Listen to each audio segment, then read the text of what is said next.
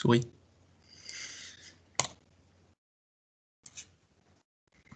Bonjour à tous, bienvenue pour cette conférence. Vous êtes déjà assez nombreux, on va encore attendre un petit peu le temps que tout le monde arrive. Je vous précise juste que cette conférence du coup est enregistrée, que vous n'avez pas accès à vos micros, mais que vous pouvez interagir avec nous via le chat, notamment pour les questions à la fin de la conférence. On va encore attendre 1 ou 2 minutes, histoire, si jamais il y a des retardataires, des gens qui ont du mal à se connecter avec Teams, ou d'autres problèmes comme ça, et après on lancera officiellement la conférence. Bonjour. N'hésitez pas à utiliser le chat pour interagir avec nous, surtout dans cette phase-là. Après, pendant la conférence, ça risque d'être un petit peu plus compliqué pour nous de répondre directement. On va se laisser encore une petite minute et à 13h02, on démarre. J'espère que vous êtes tous bien installés, que votre connexion Internet est prête.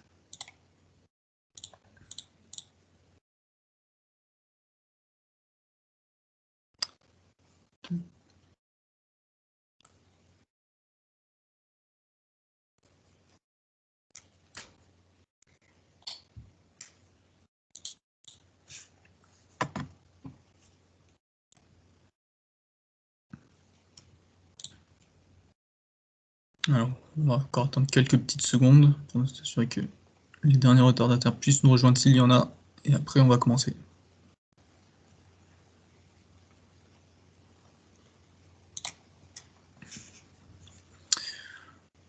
Bon, apparemment, il n'y aura personne de plus, en tout cas pour l'instant, donc on va commencer. Donc bonjour à tous, bienvenue à cette conférence, merci beaucoup d'être là. Notre conférence va traiter sur les interactions homme-machine qu'il y aura dans l'industrie 4.0. Donc notre objectif aujourd'hui, c'est de vous présenter ce qu'on appelle communément une industrie 4.0 et de vous faire vous questionner sur les différentes interactions homme-machine qu'on pourra retrouver dans ce type d'industrie. Alors, cet événement va être décomposé en 3 grandes parties. Donc, dans un premier temps, nous allons vous montrer une petite vidéo de 5 minutes afin de vous présenter succinctement les précédentes révolutions industrielles, ainsi qu'un petit aperçu sur ce qu'est l'industrie 4.0. Une fois la conférence terminée, je laisserai la parole à 2 de mes camarades, donc Aymeric et Benjamin, qui vous présenteront plus en détail les interactions homme-machine qu'il y aura dans ces industries, ainsi que les problématiques qui pourront en découler. Et enfin, nous terminerons avec un petit quiz interactif afin de nous assurer que la conférence était bien claire pour vous et également pour vous permettre d'interagir un petit peu avec nous malgré ce format distanciel qu'implique la pandémie actuelle. Nous répondrons par la suite à vos questions que vous pouvez directement écrire sur le chat. Donc après cette courte introduction, je vous propose donc de regarder avec nous cette vidéo et je vous souhaite un bon visionnage.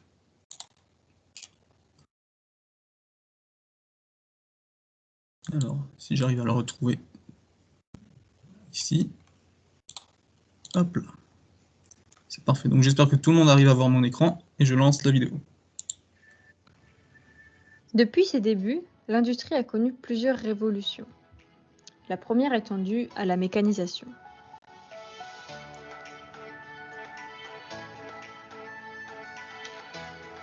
Elle a ensuite connu une deuxième révolution due à l'électrification.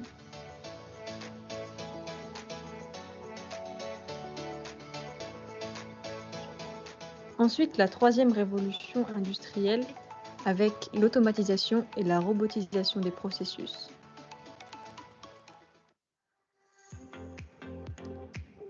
Et aujourd'hui, elle vit donc sa quatrième révolution avec la digitalisation.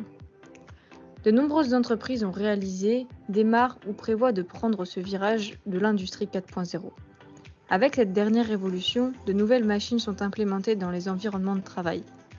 Aujourd'hui, 8% des tâches sont automatisées. On estime qu'avec l'industrie 4.0, ce taux passera à 25%. Comme les précédentes révolutions, elle implique un changement organisationnel. Ainsi, les machines ont la capacité d'interagir avec les hommes. Et elles ont un rôle prédéfini. Que ce soit superviseur, opérateur, où elles peuvent réaliser elles-mêmes une tâche,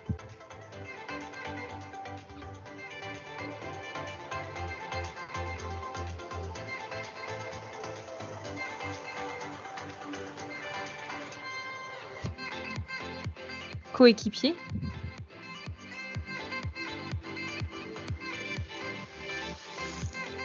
ou mentor pour aider par exemple à la formation de nouveaux équipiers.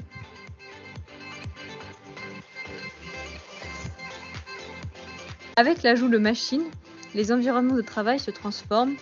Dans ce nouvel environnement, on retrouve par exemple les AGV, donc les véhicules à guidage automatique, qui sont des robots qui se déplacent de façon autonome sans l'intervention humaine.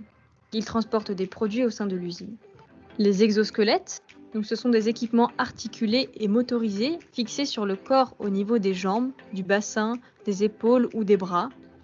Ils facilitent les mouvements grâce à la force des moteurs électriques, ce qui décuple les capacités de l'utilisateur et diminue les risques de troubles musculo-squelettiques. Il existe déjà des exosquelettes aidant le corps humain à supporter des charges de 100 kg.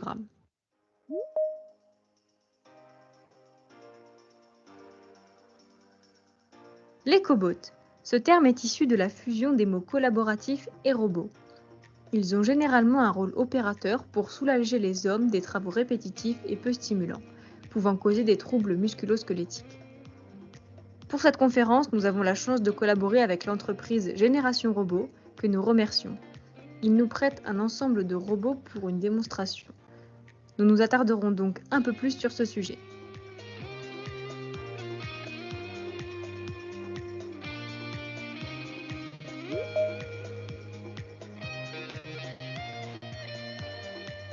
Ici, deux bras Nirio et un convoyeur sont présentés. Ce système est capable de remplacer le travail d'un opérateur destiné à récupérer une pièce et y ajouter un élément. C'est pour l'entreprise un gain de temps et de productivité.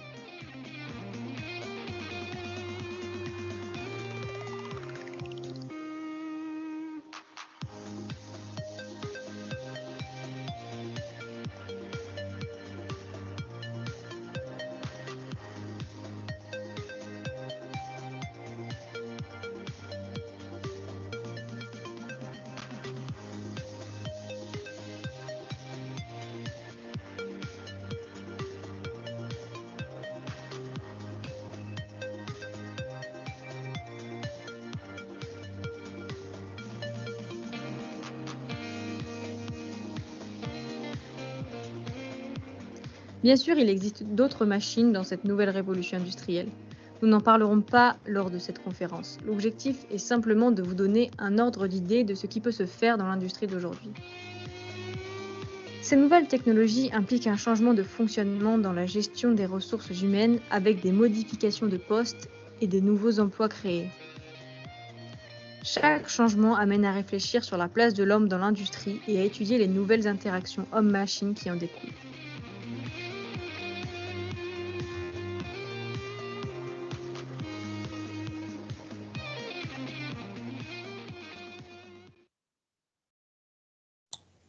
Donc parfait. Maintenant, je vais donc laisser la parole à mes deux collègues, donc Emeric et Benjamin, et je vous retrouve juste après leur intervention pour vous orienter sur la participation au quiz. Je vous dis donc à tout à l'heure.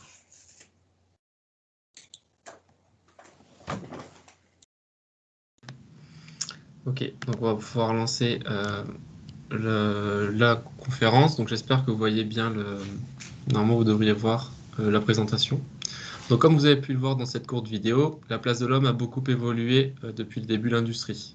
L'objectif de notre conférence est donc d'ouvrir le débat quant à la place qu'occupera l'homme dans l'industrie de demain et des conséquences qui y sont liées.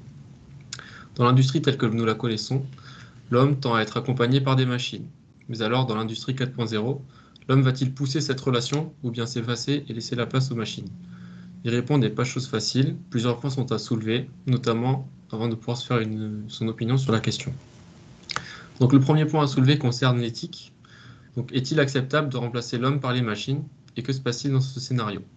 Pour essayer de répondre à cette question, nous allons apporter plusieurs pistes de réflexion, notamment avec la question donc, sur l'éthique, les machines peuvent-elles remplacer l'homme? Nous apporterons un second point, donc celui-ci plus technique en analysant les fonctionnements de l'industrie du futur. Pour commencer, nous allons parler des usines 100% digitalisées. Donc plusieurs avantages à une telle usine. Premièrement, une production plus efficiente. Une production 24 heures sur 24, sans pause, sans baisse de rythme et sans retard.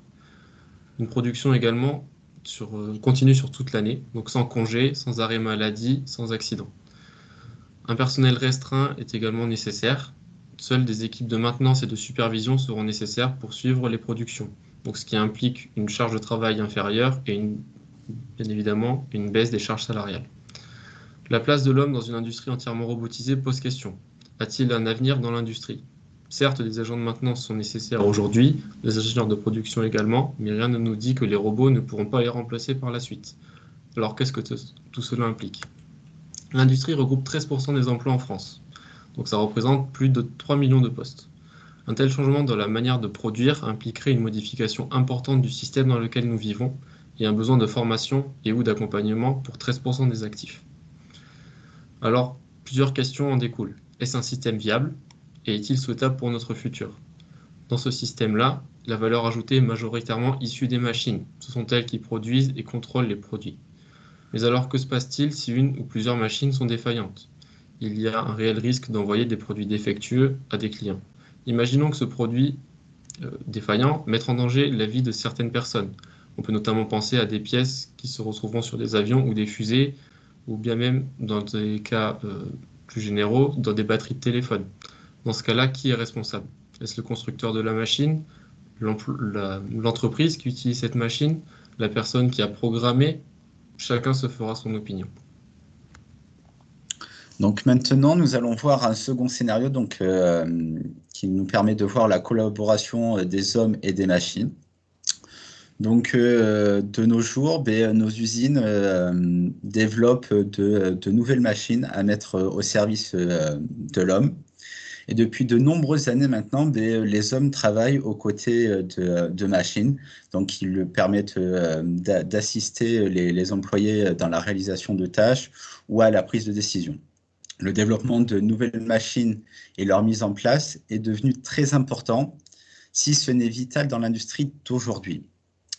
Mais alors on peut se poser la question, dans quelles limites peut-on faire évoluer les employés, l'environnement et l'environnement de travail, et quel risque ça va engendrer, qu'il soit positif ou négatif, et peut représenter peut-être l'augmentation interaction homme-machine.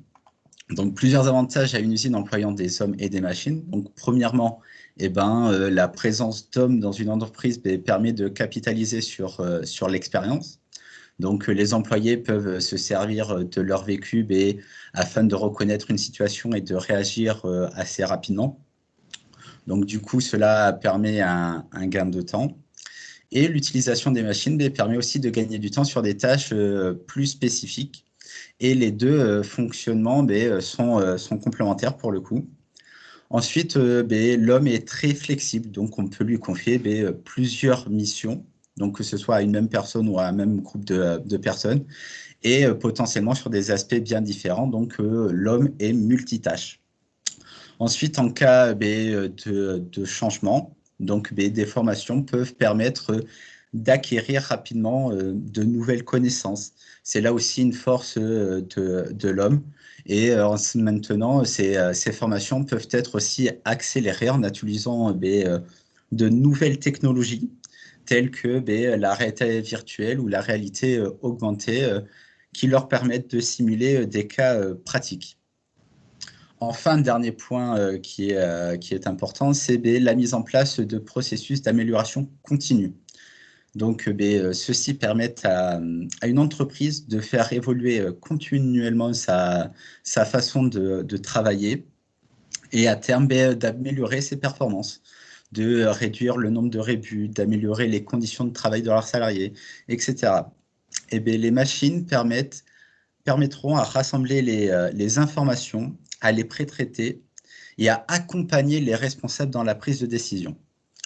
Mais tous ces points nécessitent des actions avant de pouvoir les mettre en place. Donc, une multiplication des formations sera nécessaire afin de garantir le bon fonctionnement de ce modèle. Donc, qu'il s'agisse de la sécurité de l'homme, mais aussi des nouveaux modes opératoires des machines et des espaces de travail. Mais ce point pose également question, parce qu'on se pose la question jusqu'où on peut aller dans la formation des employés. La formation de tous les collaborateurs fait-elle vraiment, donne vraiment un sens? Ne serait-il pas préférable d'investir dans de l'intelligence artificielle qui va être, elle, capable d'apprendre et de se former peut-être à moindre coût? Mais l'homme possède tout de même la capacité à se remettre en question, à apprendre et à trouver les failles d'un système, contrairement à une machine qui va plutôt trouver à buter sur certaines failles. Et ainsi, sans même devoir investir dans de nouvelles machines et par des projets d'amélioration continue, il peut permettre à l'entreprise d'améliorer ses performances. Donc l'homme et la machine, les deux peuvent être défaillants. Comme vous pouvez vous en rendre compte, les deux systèmes de fonctionnement ont chacun leurs avantages et leurs limites. Fonctionner avec un parc robotisé ne garantit pas le zéro erreur. Les machines travaillent, les pièces bougent, les pièces s'usent, etc. Il y a donc des risques de panne et ou de déréglage. Cela implique forcément l'intervention d'une autre machine, dans le cadre d'une usine robotisée, afin de régler la première. Et que se passe-t-il si cette deuxième machine tombe elle-même en panne et doit suivre une même intervention? Dans ce cas-là, il faut mettre une machine pour réparer une machine pour réparer une machine. On arrive sur des aberrations. Il en est de même pour les hommes. Ils sont certes plus adaptables à diverses situations, sont capables de rectifier des écarts, mais ne sont pas exempts de tout défaut. Leur performance dépend de nombreux facteurs, très souvent externes à l'entreprise, tels que la forme, qu'elle soit physique ou mentale, le temps de sommeil, le temps de trajet, l'ambiance de travail, que ce soit avec les collègues, la direction, et bien d'autres. La capacité de l'homme est variable et ne peut donc garantir ni régularité ni performance au cours du temps. Ils ne peuvent pas concurrencer les machines sur ce point. Mais alors, lequel est le plus performant? Y en a-t-il un à privilégier? Encore une fois, il n'y a pas de solution ou de réponse miracle. Tout dépend du fonctionnement de l'entreprise, de son but, des objectifs à atteindre. Alors que choisir? Faut-il utiliser un parc robotisé, donc plus performant, même si celui-ci produira quelques erreurs, ou bien miser sur les hommes, leur expérience, leur avis critique et leur adaptabilité, quand bien même les performances de ceux-ci ne puissent rivaliser avec celles des machines. Tout dépendra encore une fois des objectifs, du but, des contraintes du marché. Alors l'usine digitalisée, pourquoi la faire? Donc, comme énoncé juste avant, les machines permettent une hausse des performances. L'utilisation de machines permet une meilleure prévision de la charge de travail et de la production, notamment grâce aux cadences régulières des machines et la réduction des temps de non-fonctionnement. Mais alors pourquoi toutes les industries ne fonctionnent pas ainsi? Eh bien, tout d'abord, la digitalisation d'un service ou d'une usine entière ne peut être rendue possible qu'en ayant une usine robotisée. Ça paraît évident, mais toutes les entreprises ne le sont pas. Elles ne pourront donc pas prétendre à une digitalisation du jour au lendemain. Lorsque les tâches répétitives et ou sans valeur ajoutée sur les produits sont automatisées, il est alors possible de passer à l'étape d'après. Cependant, plusieurs prérequis sont nécessaires, notamment des processus stables, répétitifs et maîtrisés. Ce dernier point est très important. La présence d'hommes dans des équipes de maintenance et ou de supervision est également nécessaire. Une entreprise engagée dans une démarche d'amélioration continue pourra plus facilement réaliser ce type de changement. De nombreuses entreprises ont déjà aujourd'hui digitalisé des postes, des services, pour certaines des pôles et pour d'autres des usines dans leur intégralité. Digitaliser ne signifie pas fonctionner sans humain, du moins pour l'instant.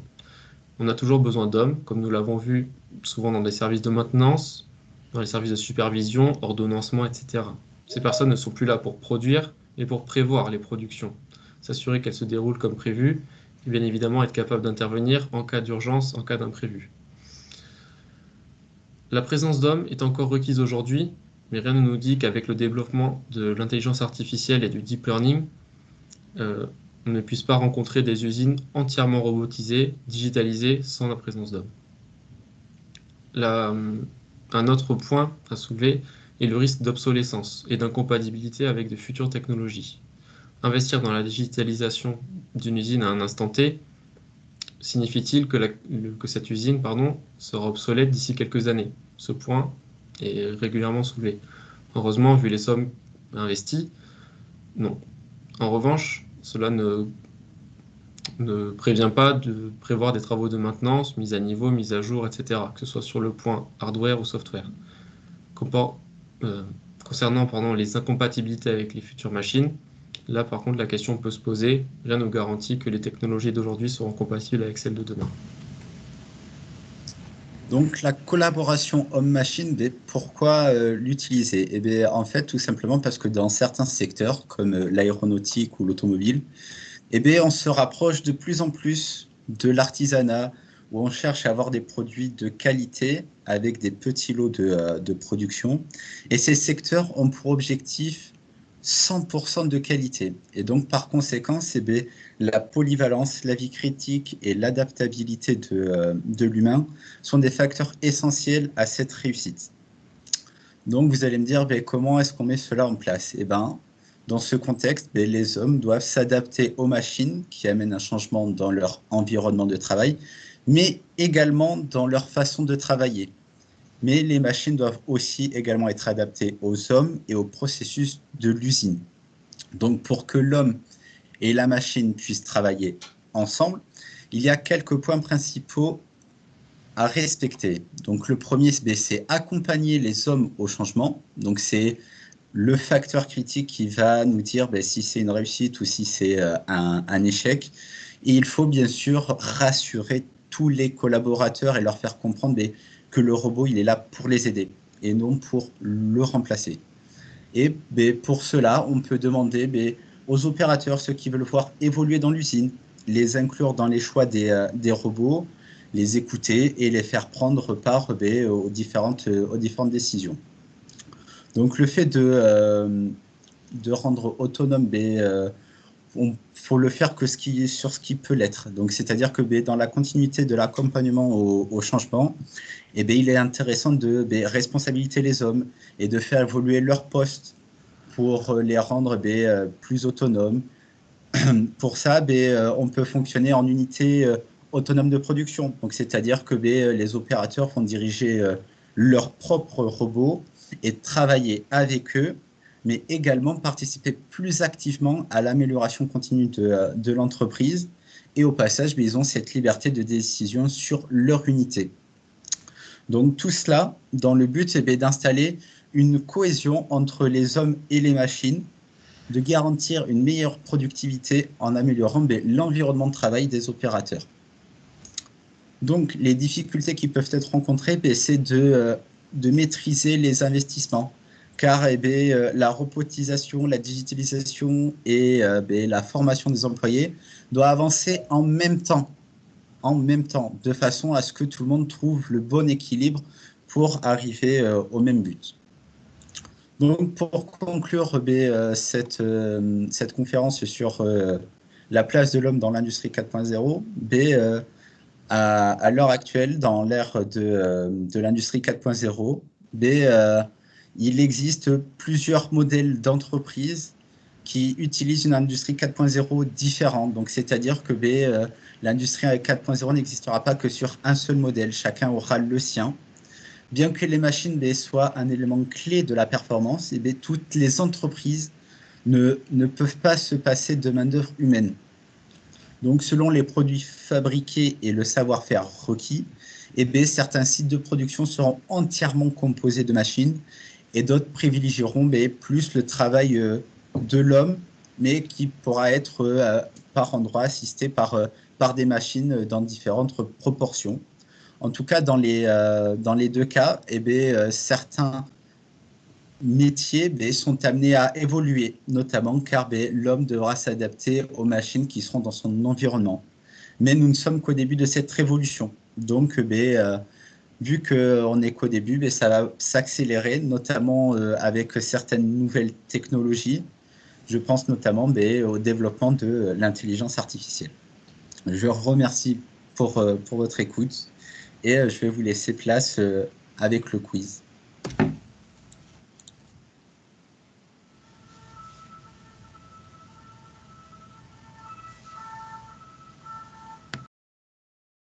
J'espère qu'ils ont été très très clairs. En tout cas, je les remercie pour cette présentation.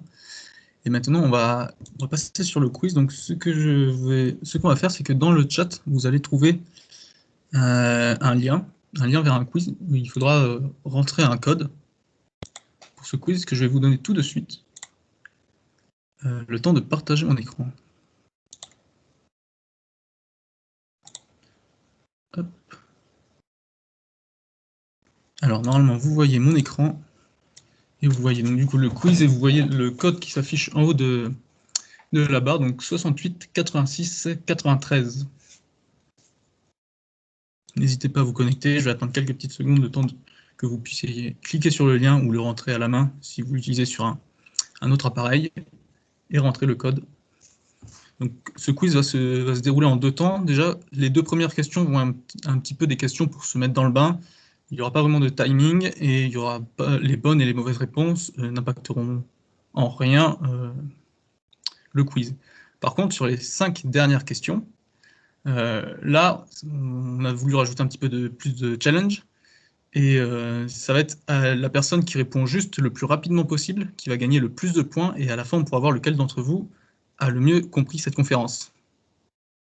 On va encore attendre encore un petit peu, si jamais certains ou certaines ont du mal à rentrer le code. Hop. Parfait.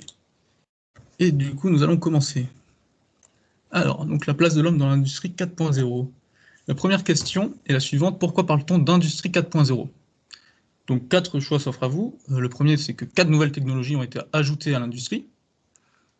La deuxième, ce type d'industrie a été développé en 4 ans et 0 mois, donc un planning très serré et très bien respecté. La troisième, c'est la 4e révolution industrielle, ça veut dire qu'il y en a eu 3 autres avant.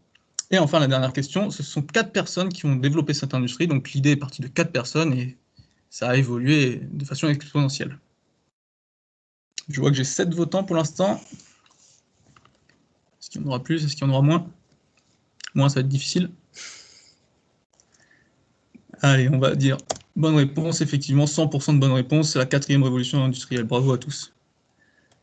On enchaîne sur la deuxième question. Donc, avec l'industrie 4.0, on estime que 25% des tâches seront automatisées. La question est combien le sont aujourd'hui? Donc, à nouveau, 4 choix, 8%, 13%, 18% ou 23% de tâches sont automatisées aujourd'hui. 5 votants, j'en avais 7 tout à l'heure, 6. Il me manque une personne. Ah, donc la bonne réponse était effectivement 8%, on le voyait apparaître dans la vidéo au début de la conférence. Donc, avec l'industrie 4.0, du coup, on estime que de 8%, on va passer à 25%, ce qui est une avancée vraiment considérable. On rentre dans la partie un petit peu plus challenge du test. Donc je vous laisse rentrer vos pseudonymes. Donc 5 questions, un vrai ou faux. Donc la phrase sera soit vrai, soit faux.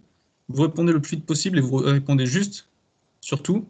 Et on voit à la fin lequel a été le plus attentif et surtout lequel est le plus réactif avec sa souris ou son téléphone.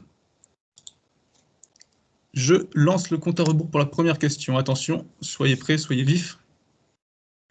Fonctionner avec un parc 100% machine garantit le 0 erreur.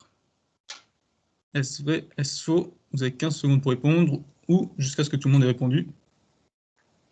Effectivement, c'est faux. Le fait d'avoir uniquement des machines ne garantit pas un risque d'erreur à 0. Donc, bravo à tous. Pour l'instant, lequel est en tête?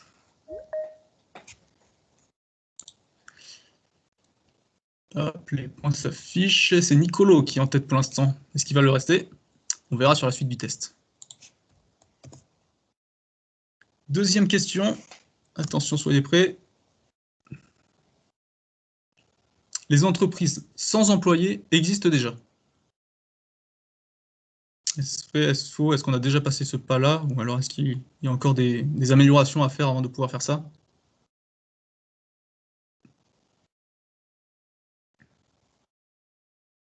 Tout le monde a voté. Et bien, effectivement, c'est vrai, il existe déjà des entreprises dans le monde qui fonctionnent sans aucun employé à l'intérieur.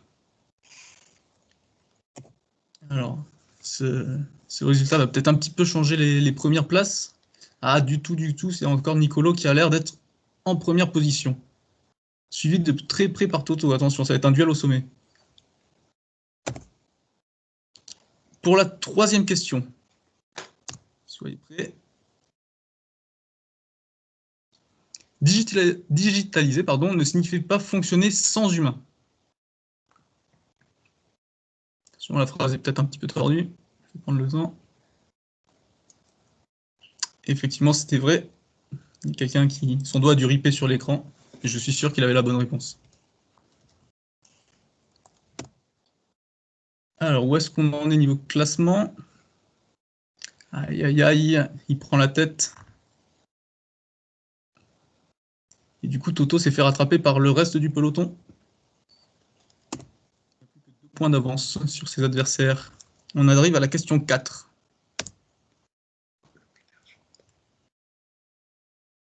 Les métiers proches de l'artisanat doivent être 100% automatisés. 7 votes directement. Très rapide. Tout le monde ajuste. Franchement, bravo. C'est peut-être parce que c'était dit à la fin de la conférence que vous avez été aussi rapide. Donc effectivement, tout le monde a réussi à trouver la bonne réponse.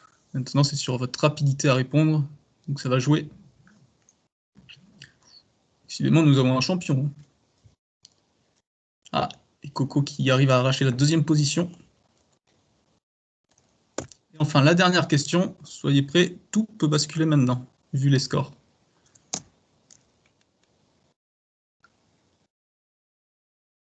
Dans le futur, l'homme devra s'adapter aux machines dans son environnement.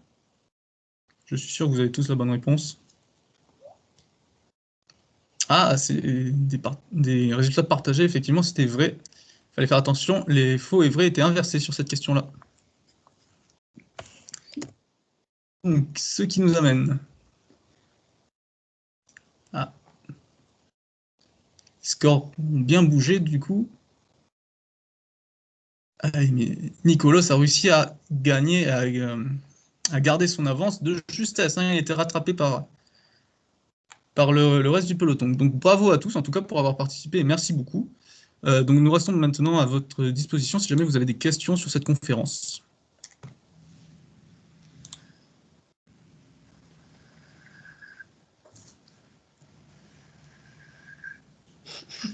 N'hésitez pas à les écrire dans le chat. Sinon, si on était très clair, c'est super pour nous en tout cas.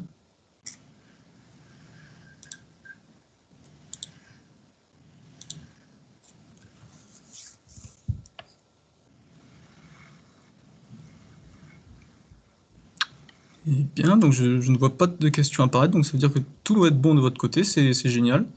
Donc ça nous fait très plaisir, donc on va clôturer la conférence maintenant, je vais couper l'enregistrement. Pour ceux qui sont inscrits, la conférence, la suite, donc les objets connectés dans les industries 4.0 va démarrer à 14 h avec un autre groupe. On espère que vous y assisterez, en tout cas nous on y sera. Et donc du coup je vous souhaite une bonne conférence par la suite ou une bonne fin de semaine pour ceux qui ne se y connecteront pas. Au revoir à tous. Mais le lien vous sera envoyé par la suite, donc pour ceux qui sont arrivés peut-être un peu en retard ou qui n'ont pas pu voir la vidéo.